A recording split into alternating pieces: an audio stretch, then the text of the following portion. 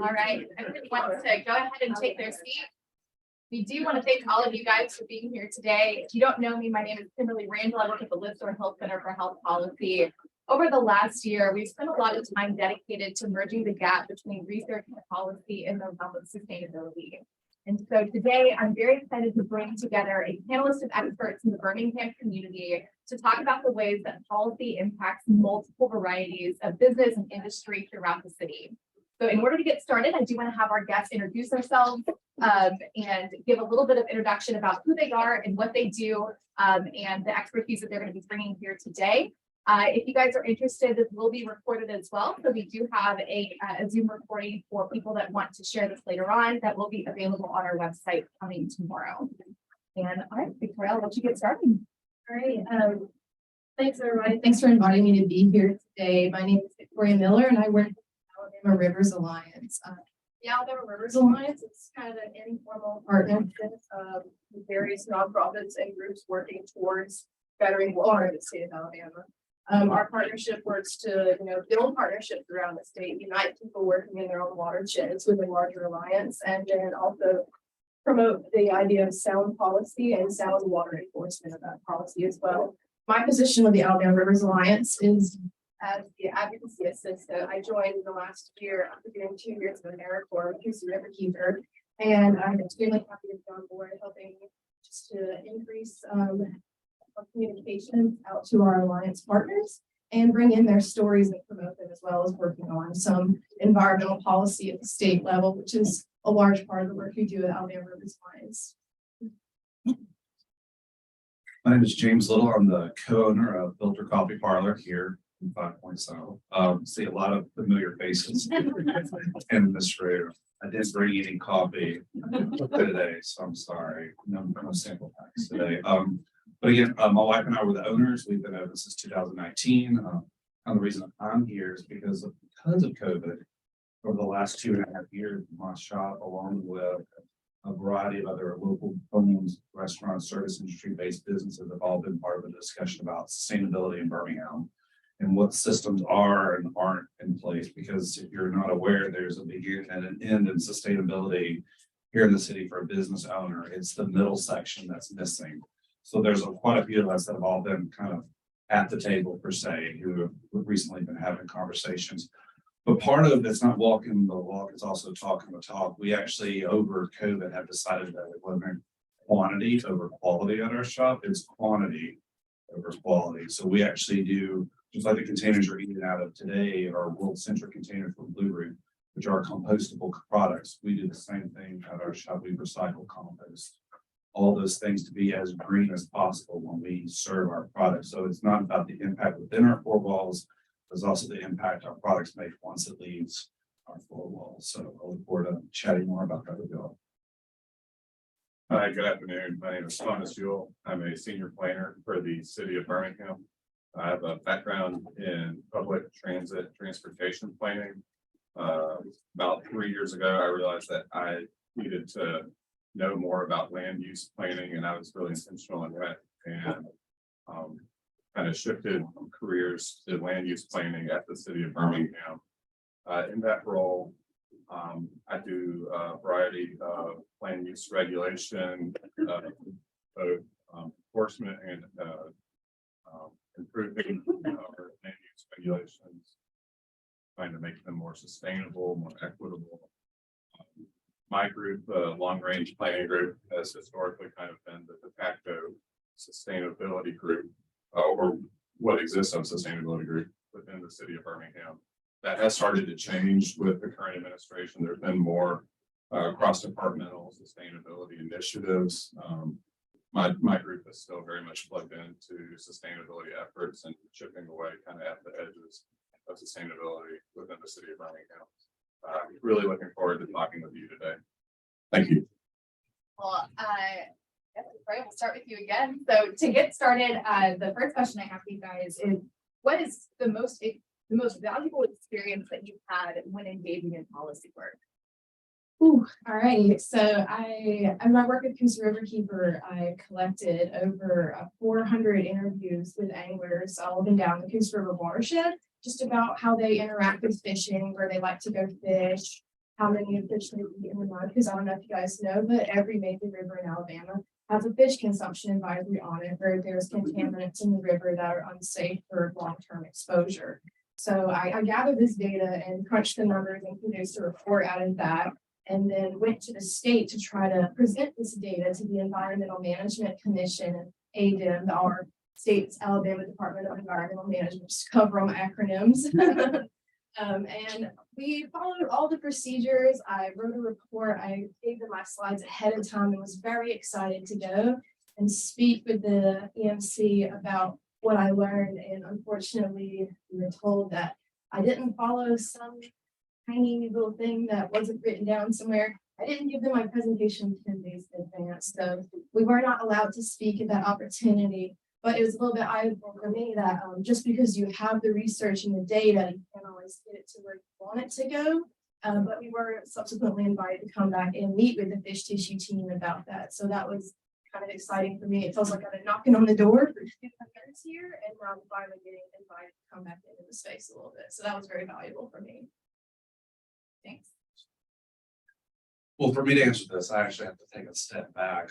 So with what I'm currently doing, I've been kind of learning from my past. I used to be the neighborhood district manager for Red Birmingham here in the city. And I worked in neighborhoods like North Birmingham and 5 Points and Inslee and all those different neighborhoods that you're aware of. So for me to be able to answer this, like one thing that, and what we have been doing with the culinary industry here is kind of making sure that we're having the right people at the table.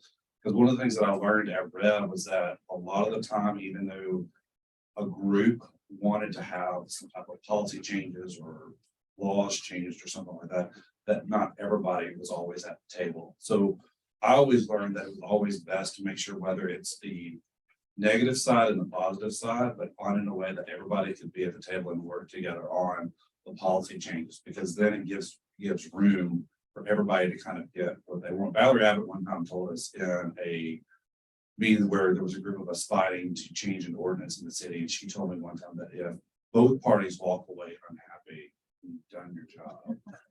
And I've always remembered that because it's a true thing. You can't always get everything that you want at the table, but there's a way to come up with compromises in policy changes or ordinance changes and stuff. So that's also become part of my forethought now with sustainability in Birmingham, because we are actively meeting with everybody that needs to be at the table to get their input and suggestions on stuff, as opposed to just being one side of the table trying to make change. We're actually trying to make sure everybody is included.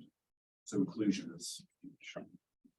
So one of the biggest, most impactful projects that I've worked on in terms of policy has been in our department. We write long range plans. We have 9 different plans for different parts of the city based on, the built environment, transportation, green systems, community development.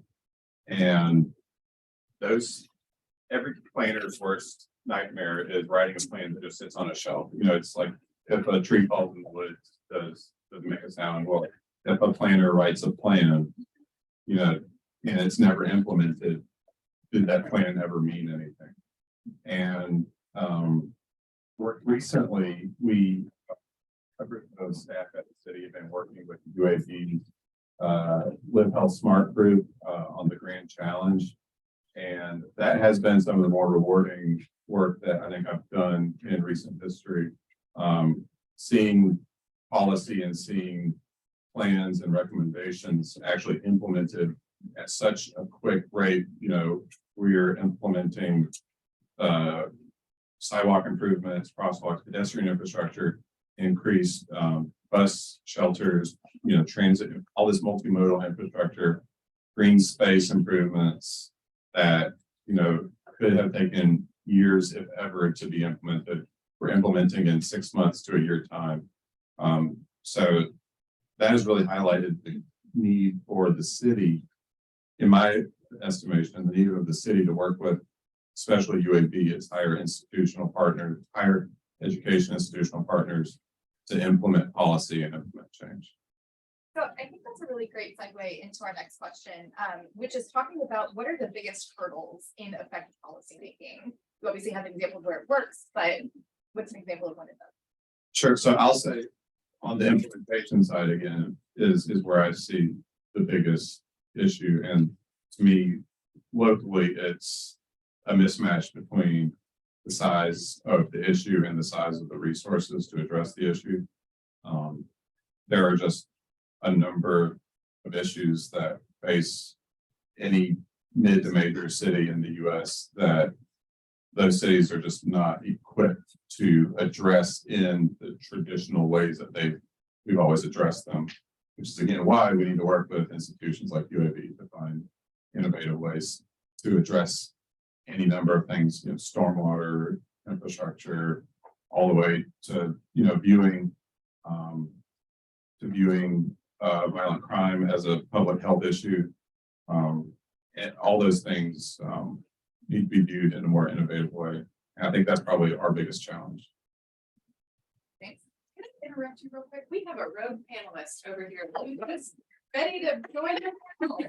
Absolutely. Trouble getting in the building. Nelson, do you want to take my seat? Sure.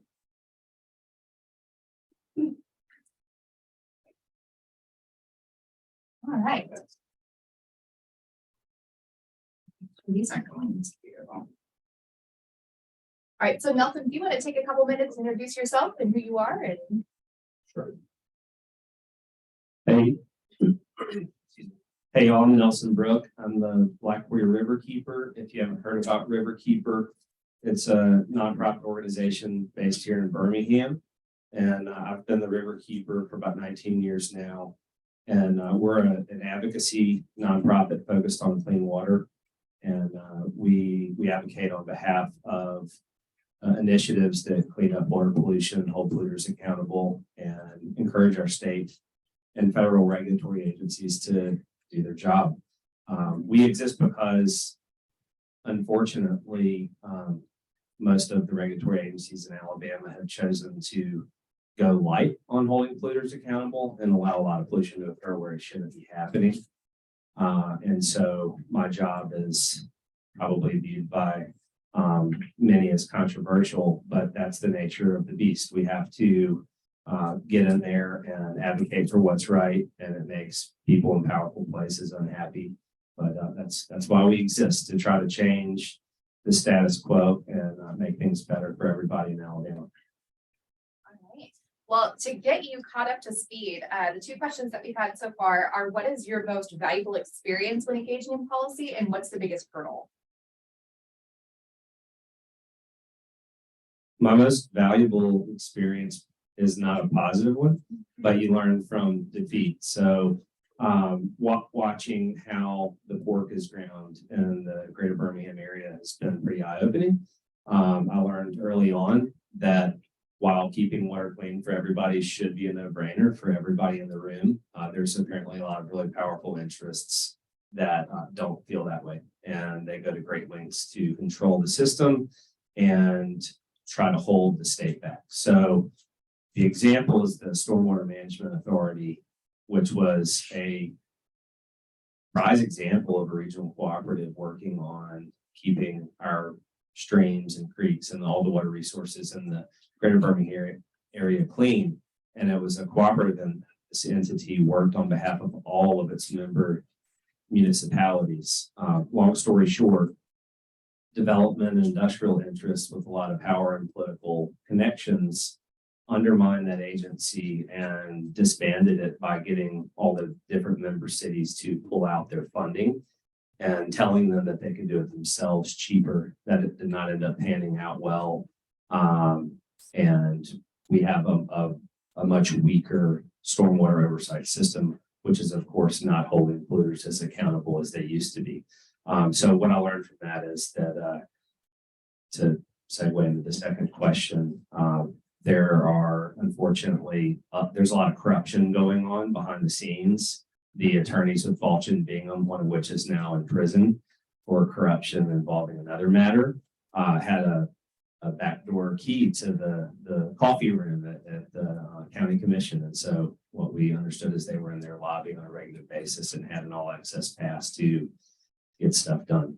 So that's what we're up against in Alabama when we're really looking at doing transformational policy change, is trying to figure out how to get around the good old boy system that is keeping things, well, keeping Alabama in the caboose. I think we can all empathize with that. So we've had a bunch of issues related to different aspects of health. We talked about sidewalks, we talked about the river. So what do you think the most pressing health issue related to environmentalism is in Alabama?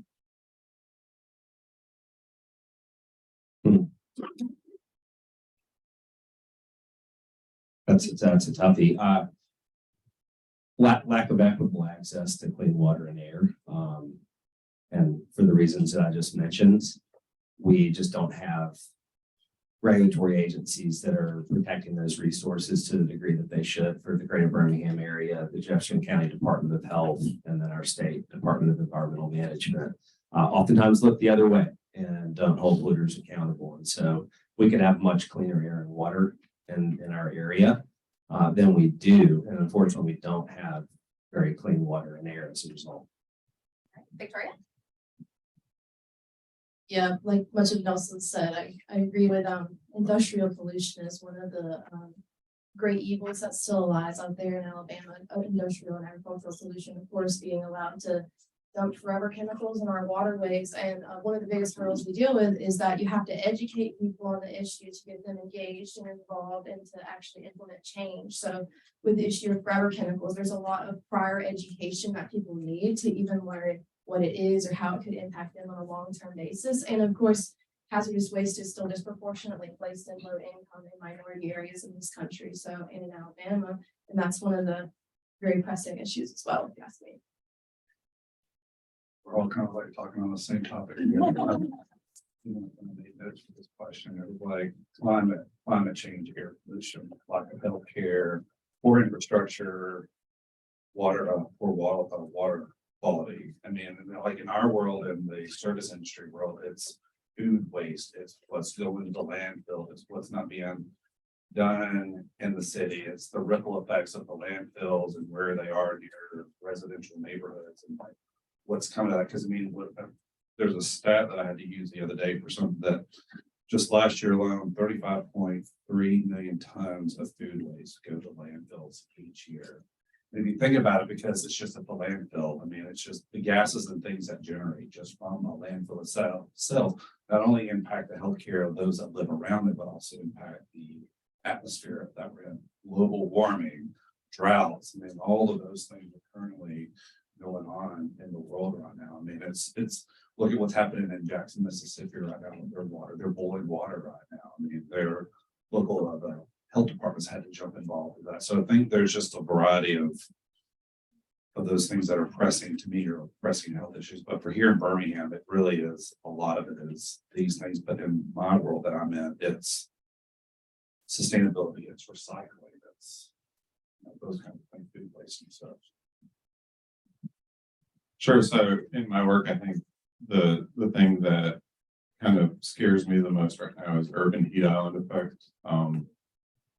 It's pretty well documented that within the next couple of decades, we're going to have like 10 times the number of dangerously hot days in Birmingham as we do right now.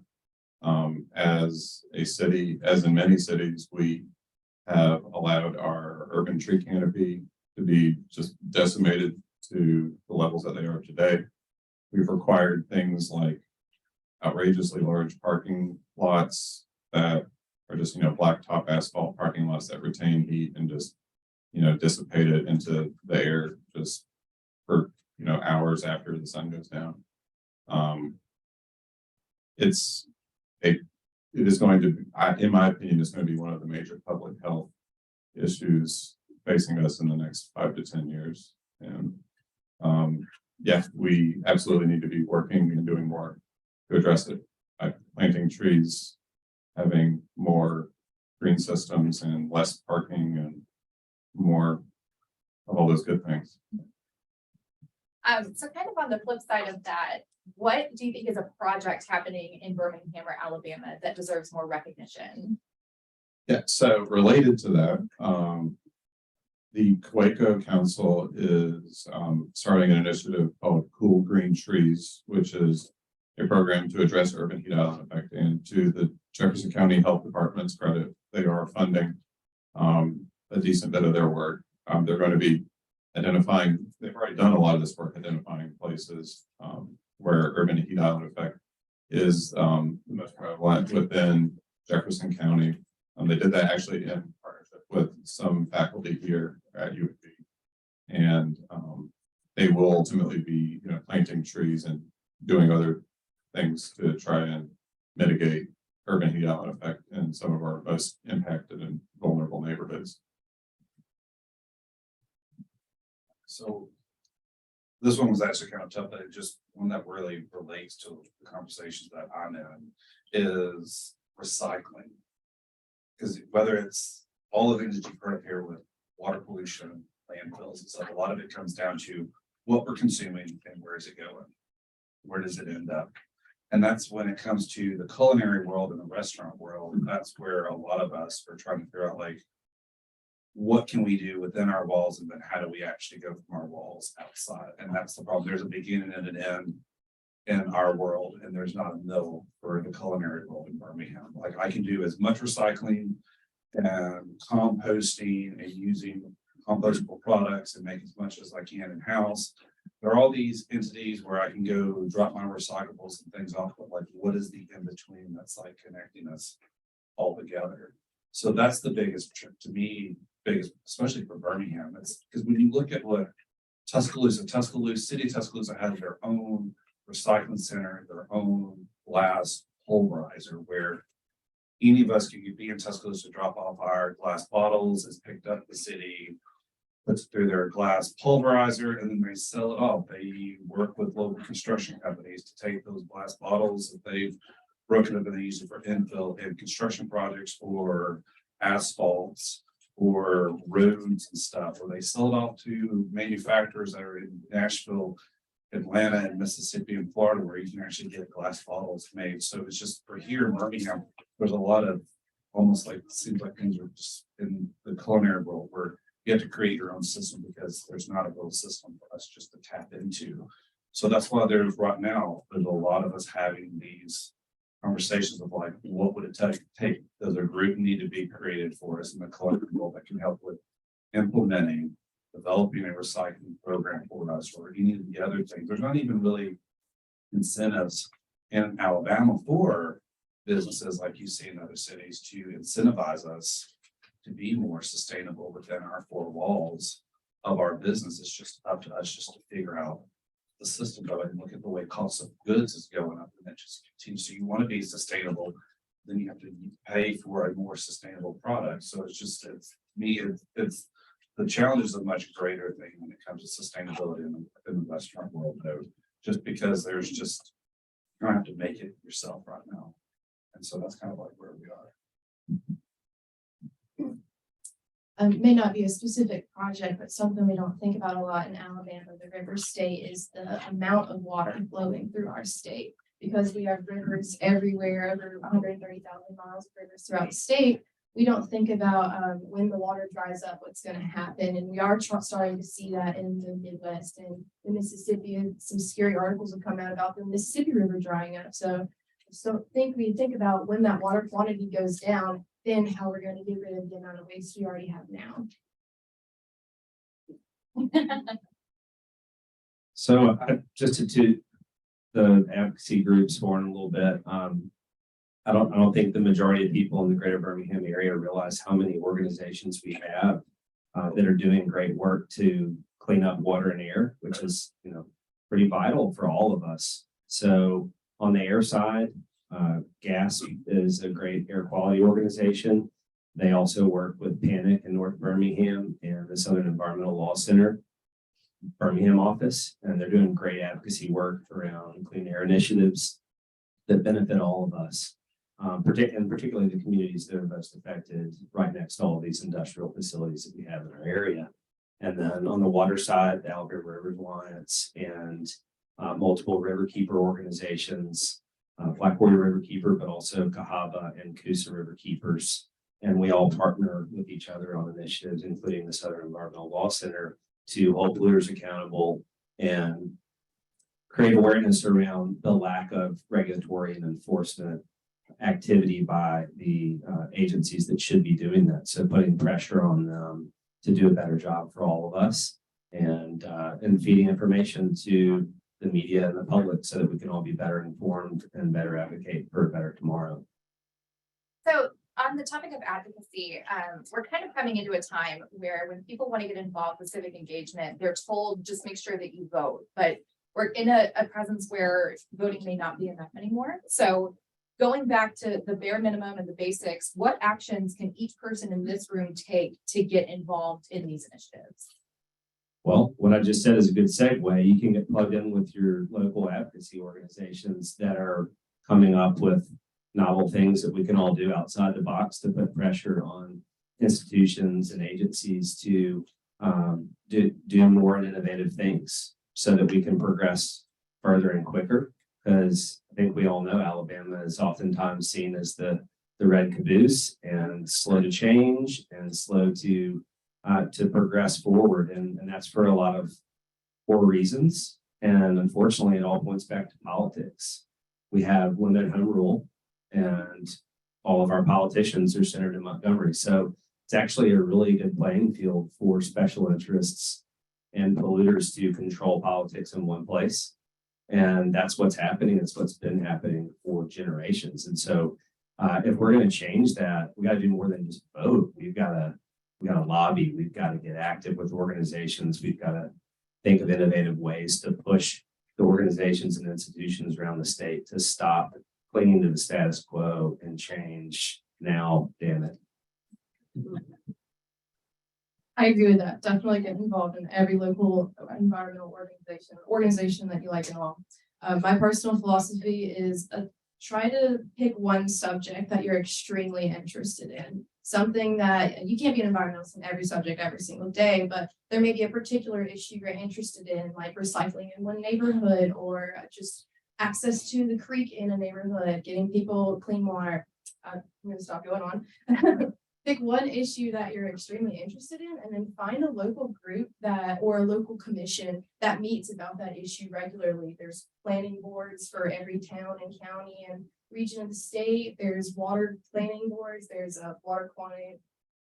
Get stuff on water. Just find a small group or some organization in the state that meets regularly about something you're interested in and start plugging into those meetings. Just start paying attention and just attending those meetings is a way to get you started and actually getting invested in learning more about what work is already going on in the circle.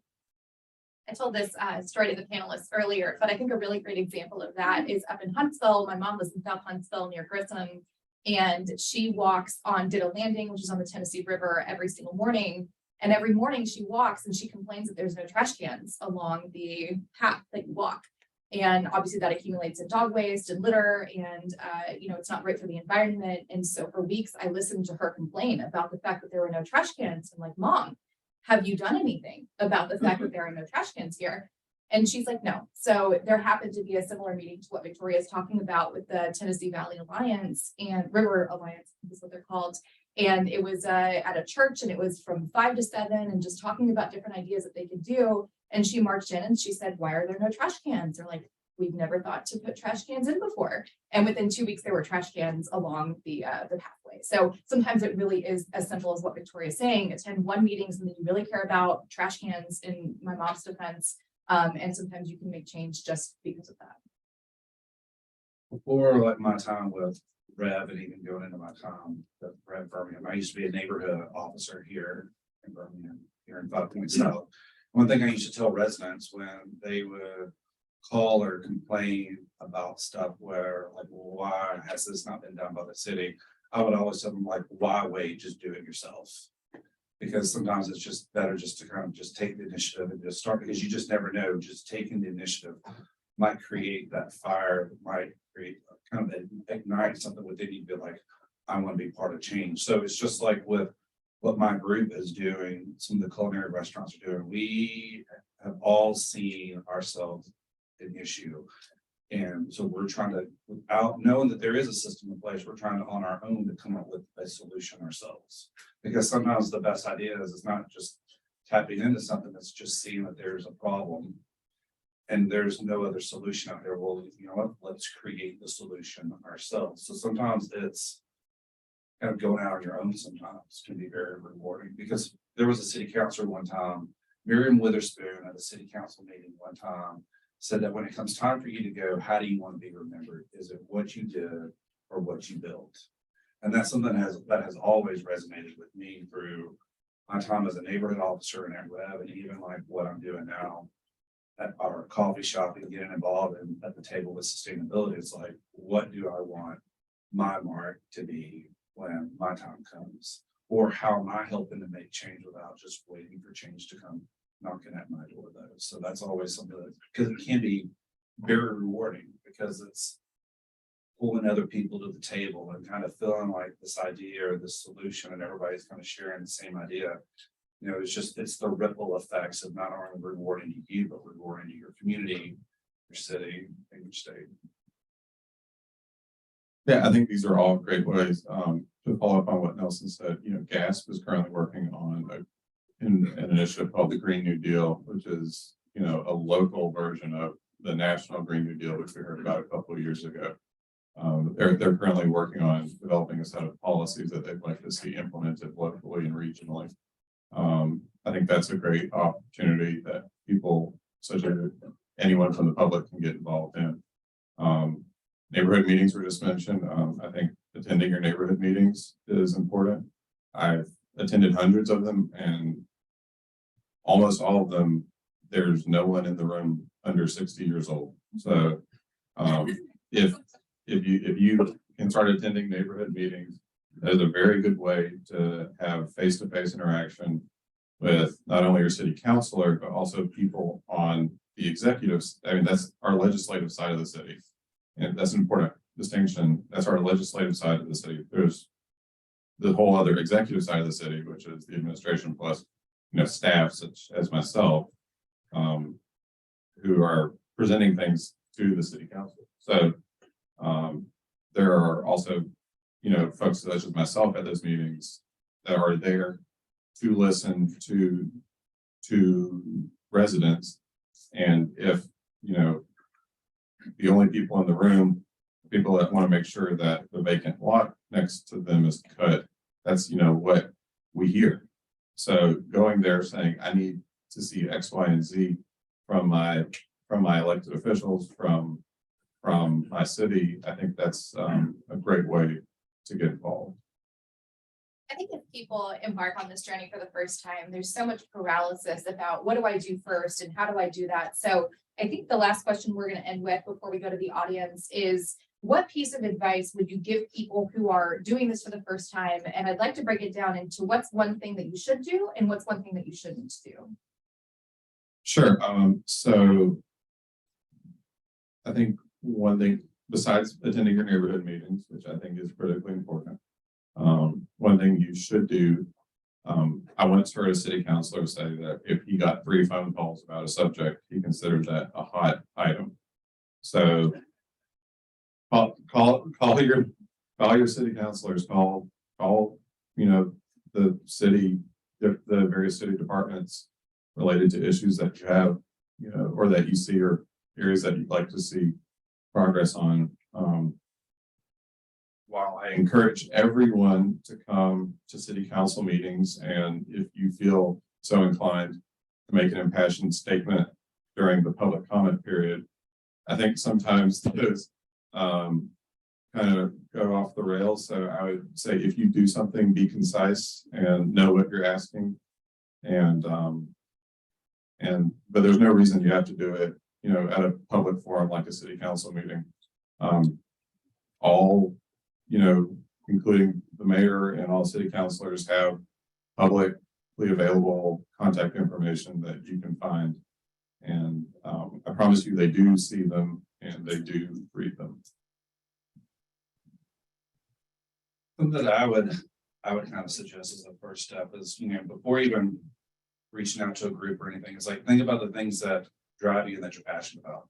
So you're going to do something extra on the side that's not your job or whatever the case may be, or school or whatever the case may be. Like, what are the things that drive you? Don't just sign up just because the person next to you signed up for something. It's just find something that's gonna drive you that you know is gonna be truly rewarding. That's just something I always used to tell residents when I was a neighborhood officer, even like merchants. In 5 Points, when they're like, I wanna see change, it's like, well, how can we plug you in? Where can we place you? Where are you driven? Or, the other thing is, don't be afraid to make a call, just because a lot of time we go around and just assume like, well, they probably won't be interested, or I can't get involved with that. Like I've always just learned, like it never hurts to place a call, never hurts to do a reach out, never hurts to set up a meeting, just to like talk ideas, because you just never know what might come from that phone call, that sit down, that conversation. There's always a solution to something, even though you get a no or there's a problem, there's always, you truly dive into the problem, there's always some type of solution, regardless of how negative it can possibly be. It's just all about how you truly approach it though. I'll start with the negative side. Don't be afraid. Well, sorry, maybe start with the negative side. You don't have to stick with the first organization that you encountered and talk to about a certain issue. There's, like we talked about, over 100 different environmental organizations in the state working in many different ways on various issues. And so there's lots of different places that you can plug in, and don't be afraid to shop around just because you find one organization that you might interact with them at one meeting and then might not hear from them again. So you feel free to shop around and go with whoever is going to be active and whoever is going to be actively going after stuff you're interested in. So I would say get involved, volunteer, dive in. Don't be afraid to reach out, because like every group that's pushing for change needs volunteers, needs help, is not able to cover it all on their own with limited resources. And that way you can learn about the issue more and learn and get comfortable with advocating as an individual for what you believe in. And I would say don't assume that your voice doesn't matter and that you can't make a difference, because you really can, and we need you to. So that's huge. I think that's what keeps a lot of people back from getting involved and taking action in Alabama, is they feel like the state's just a lost cause and you can't make a difference. But we have seen over and over again, we've been told, don't do that. You've got no chance. It's not going to happen. Find something else to do because they're going to beat you. And we've proven them wrong. And so just encourage you to get informed and get involved. And most importantly, when you do choose to speak up and use your voice, just make sure that you got informed on the issue and that you can back up what you're saying. Because the worst thing you can do is let passion kind of take hold and say things that you can't, back up with evidence or information. It's always a good idea to have some data on your side.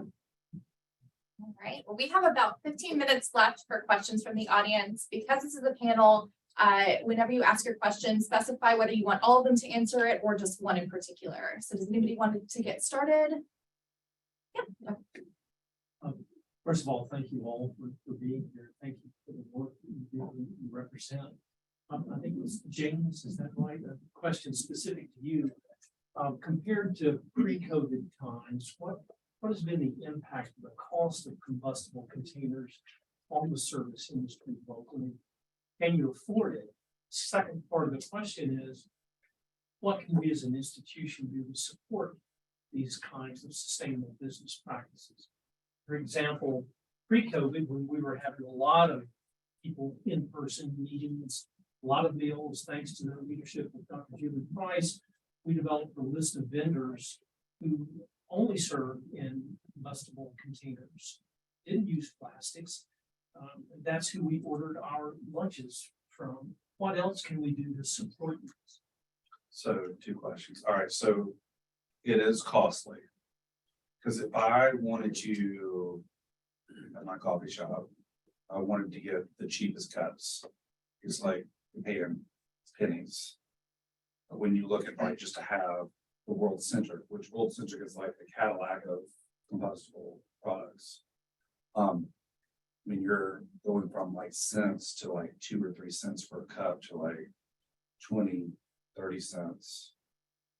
And then when you take your lid, your cup, your sleeve and everything, so it's a change. But if it's part of who and what you are, and it's part of your branding, and it's quality, not quantity, and it's part of your messaging and your customers, like it's even like with cost of goods. I mean, milk has gone, buying milk, it's like the price of buying gas. Now, really, a gallon of milk is $5.95. That's we get from Slocum, Alabama, from Working Cow. Place the milk order on Tuesday, they jug it and they bring it up on Fridays. That's what milk goes for, but I can pay for a cheaper milk, but that's not who we are. So it's quality over customers. The people that come in, they're like, we come in because you have this milk or you're doing this thing in your shop. So there's some, yes, we've had to increase here and there, but there's also quality behind it. How can the university help?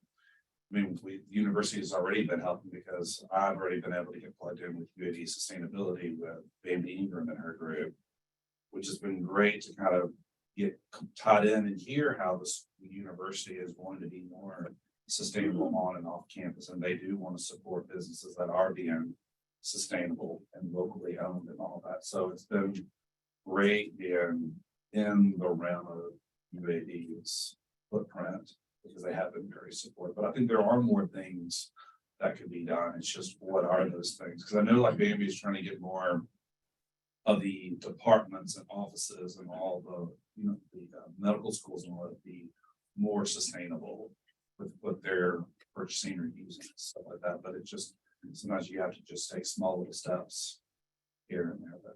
So I think good question. So we do have one question online. Someone asked, Thomas, can you tell us a little bit more about the Heat Island project that you mentioned? Sure. So Waco, I think it's RC&D Council, which is it's a multi-county advocacy group that does farming and environmental initiatives, agriculture environmental initiatives. Is doing something called Cool Green Trees. It's kind of just getting started. In the past couple of years, the person leading this project, named Francesca Gross, worked with some UAB faculty to identify within our region and within the city of Birmingham where are locations that have that suffer more from urban heat island effect than others. This is a thing that's been documented across the United States.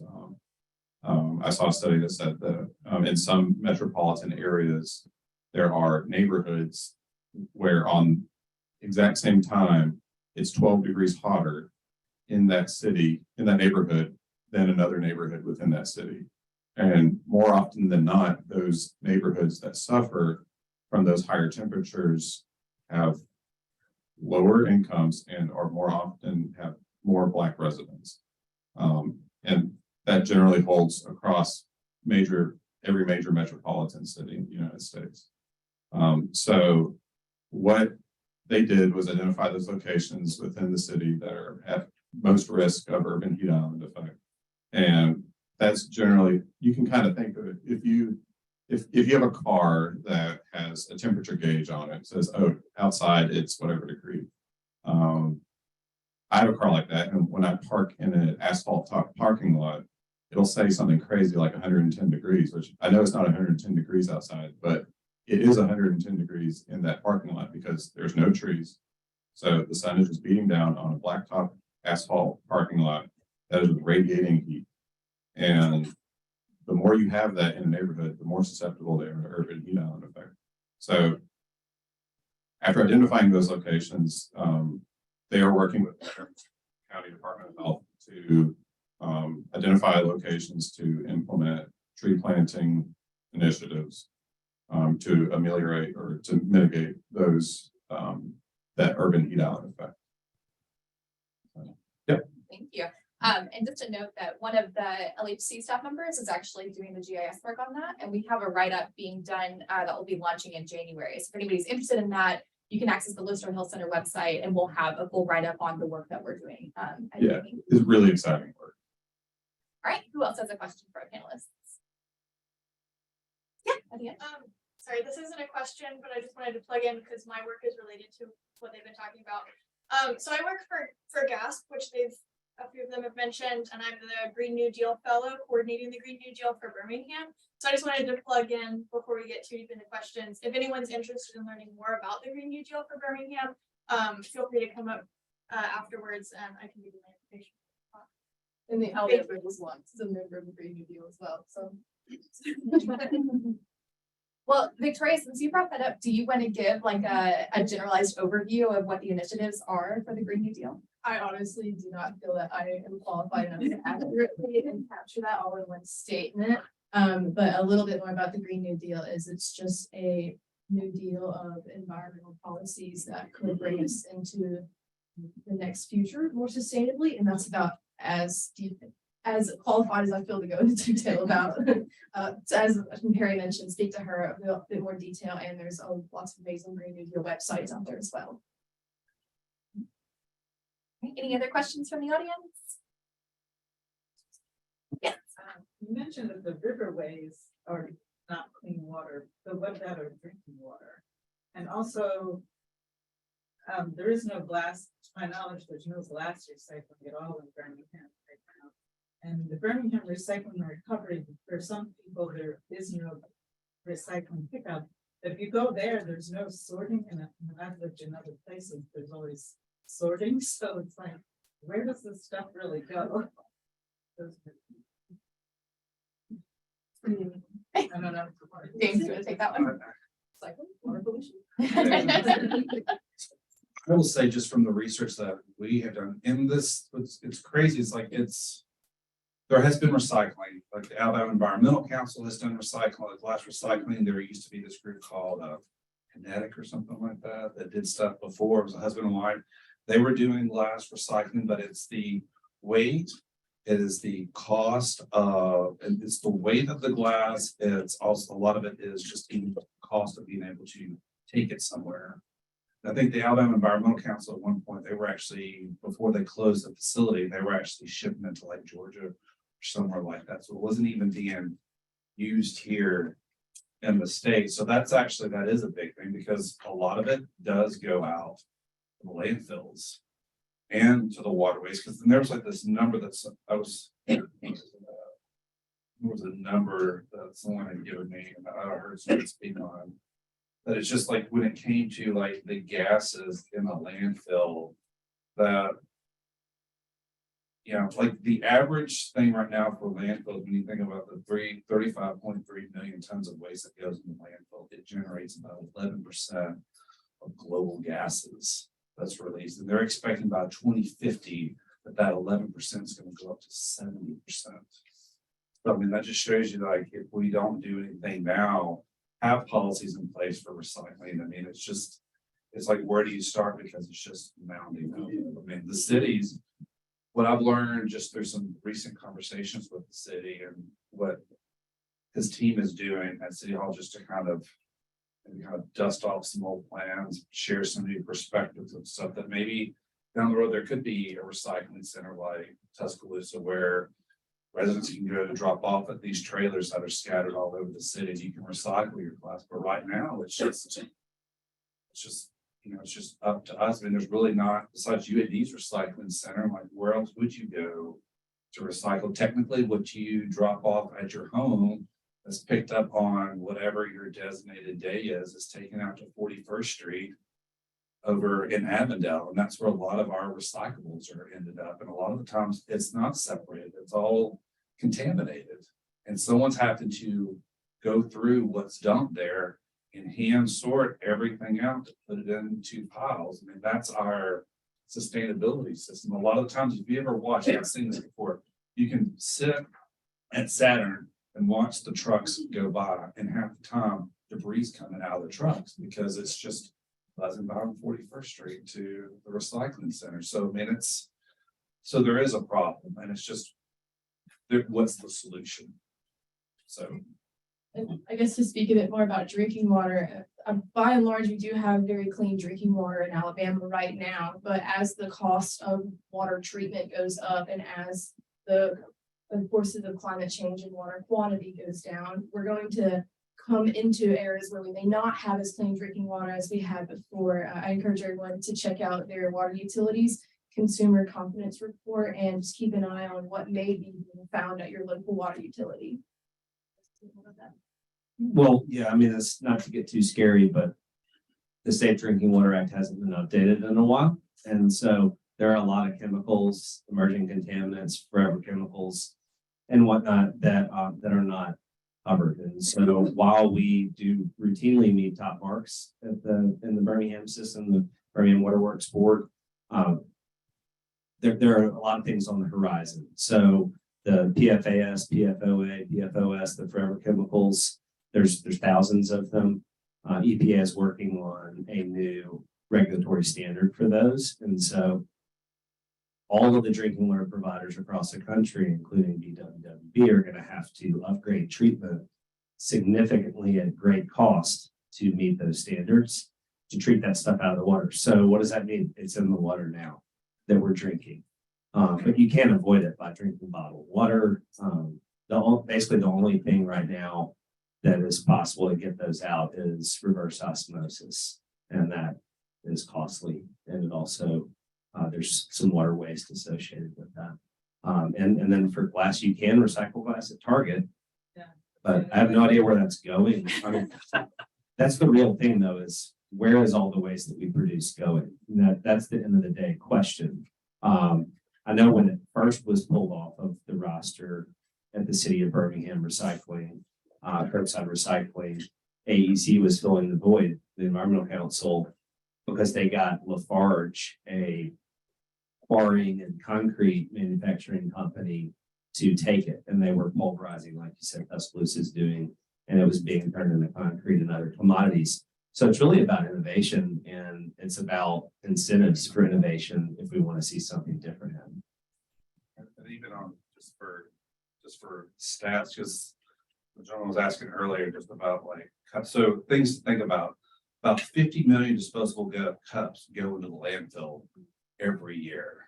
So that disposable cup, that one single use cup, if we all today went, and I'm not going to discourage you from this comment from coming to buy coffee, but if someone buys a cup of coffee or tea in a disposable cup every day, that ends up producing 23 pounds of waste every year. So show with your disposable cup, your reusable cup. 85% of all the plastics within the world end up in the landfills, more so than in a recycling center.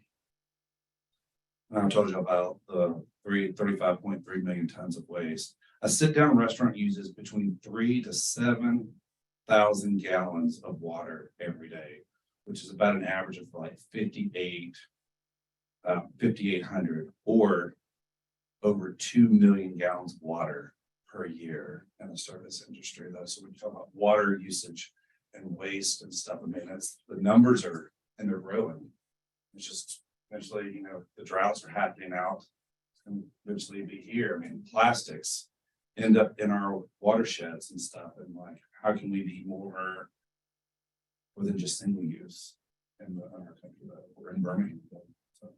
We did have one comment come in online.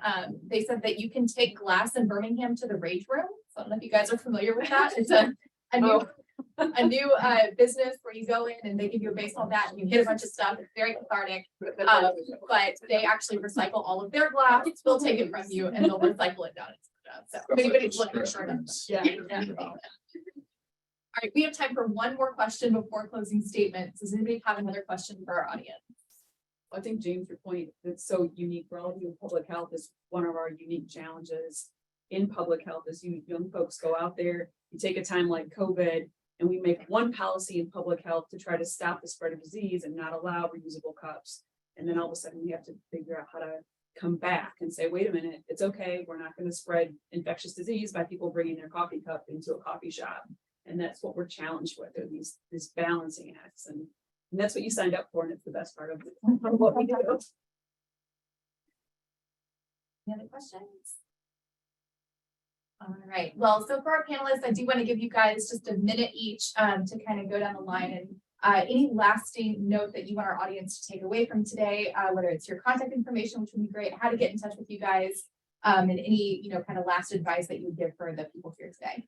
Sure. So start by saying thank you to UAB for putting this on, for allowing me to come speak. My name is Thomas Yule. Again, I'm a senior planner at the city of Birmingham. My contact information is thomas.yule, which is YUILL, at birminghamal.gov.